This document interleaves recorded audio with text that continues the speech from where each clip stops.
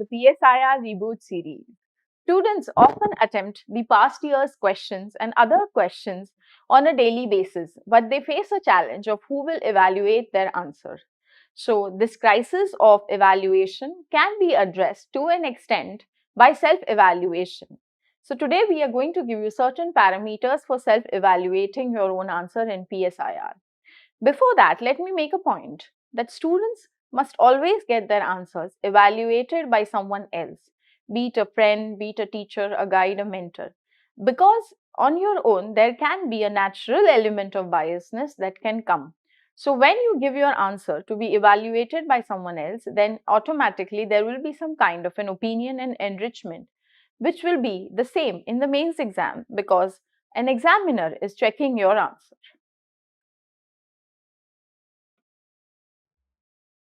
The first criteria is introduction, whether you are able to explain the concept and the context of the question, right, in the first paragraph, in the most essential manner, means the key theme, the key essence of that particular theme that you are trying to explain has to come within the introduction. The second is structure. Every question and its answer has to be within a flow. There has to be a way of syncing of ideas. Which idea should come prior? Which idea should come later? How these two ideas are interlinked. This automatically is in context of the nature of the question. If the question is asking differences first, then point that out. If it is pointing to similarities later, then you should go with that flow and point to the similarities later. You should not keep on jumping from one structure to another, alright. Rather, there should be a certain flow of one structure of a component in the question and then you go to the other part. Third is demand of the question. Now, analyzing whether you have actually addressed the demand of the question can be a little difficult. But if you have known or if you have a very good conceptual clarity of that particular theme, and if you have understood the question and every word of the question in a very nice manner, then obviously you will be to an extent point whether you have addressed the demand of what has been asked. Conceptual clarity. This is the keystone of writing an answer because if you don't have a good conceptual clarity, automatically some parts will be missing in the answer as well.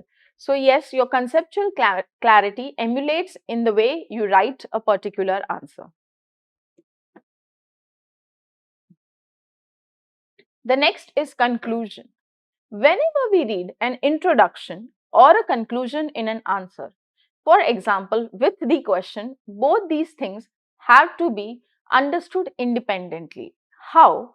If I read the question and if I read the introduction, then yes, it should show that introduction has been to the hitting demand and to the essence of the question. And the conclusion, if I read, okay, with the question, it should show that yes, this conclusion also is giving a vision and a way forward to the demand of the question. Also, it is very key that the introduction and conclusion have some synchronization.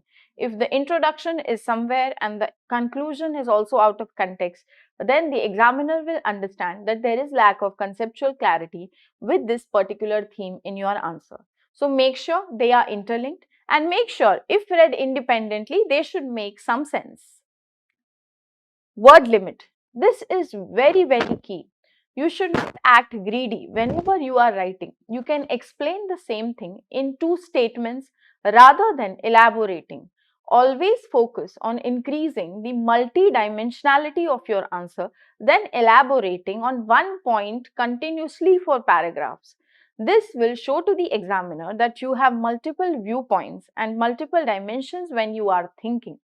So, word limit is key, and in order to reduce this word limit, you should be able to form precise statements and also along with them attach relevant examples so that this shows that there is also a manifestation of the real world around you in whatever you are understanding. All right.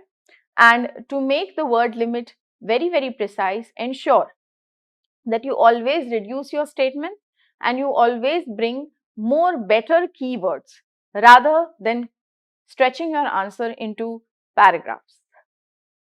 Innovation. Innovation is very important if we have to take an edge and break the monotony of our answer writing. When we innovate, the examiner's mind gets diverted. He or she automatically gets attracted to what you are writing. So this automatically increases 1 mark, 1.5 mark. And this innovation can be in any form. It can be a Supreme Court judgment. It can be a particular quote. It can be something like a diagram or a flow chart. It can be a very different case study. So how you highlight and present this innovation will break the monotony of how you are writing. An answer should not always be guided by statements, should not always be guided by paragraphs, but it should always have some kind of breaking of monotony in the form of this kind of innovation and uniqueness. Presentation. Presentation means whether spacing between words, whether spacing between lines and spacing between paragraphs is clearly laid. Whether the structure that you are writing is very much clearly laid out in the framework of the question. Also, many students use different pens. There is no need to use any kind of pen except a blue pen in the examination, and you can always draw a diagram with the pen. No need to change the color because actually you will not have too much time in the examination situation. And whenever you are writing the substructures or the subdimensions of a question, always make a box or you can point them like a bullet and then write. This will show that yes, you have addressed all the components of the question, and this will enable the examiner to mark you on those particular components. I hope this particular video enables you to self-evaluate your answer on a daily basis. Thank you so much.